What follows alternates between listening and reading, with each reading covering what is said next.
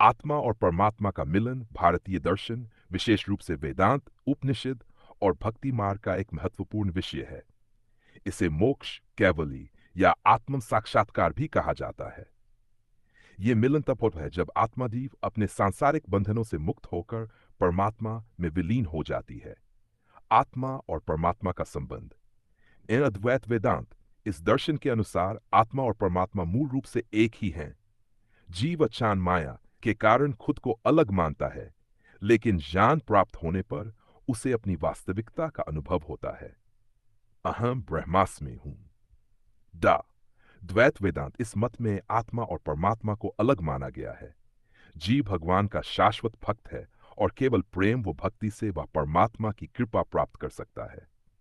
विशिष्टाद्वैत वेदांत ये मत आत्मा और परमात्मा को न अलग मानता है, न पूरी तरह एक।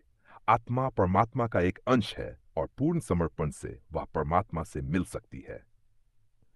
ज्ञान योग, आत्मज्ञान द्वारा अज्ञान का नाश करके परमात्मा से मिलन।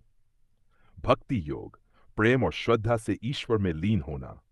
कर्म योग, निष्काम कर्म द्वारा ईश्वर की प्राप्ति। सेर, राज योग, ध्यान और समाधि के माध्यम से आत्म साक्षात्कार। मिलन का अनुभव, जब आत्मा परमात्मा से मिलती है तो उसे अनंत आनंद सच्चिदानंद की प्राप्ति होती है। इस अवस्था में व्यक्ति जन्म मृत्यु के चक्र से मुक्त होकर ब्रह्म में विलीन हो जाता है। इसे ही मोक्ष कहा जाता है। निष्कर्ष, आत्मा और परमात्मा का मिलन आध्यात्मिक उन्नति का अंतिम लक्ष्य है।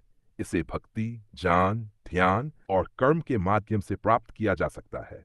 ये मिलन केवल बाहरी साधनों से नहीं, बल्कि आंतरिक शुद्धि और समर्पण से संभव है।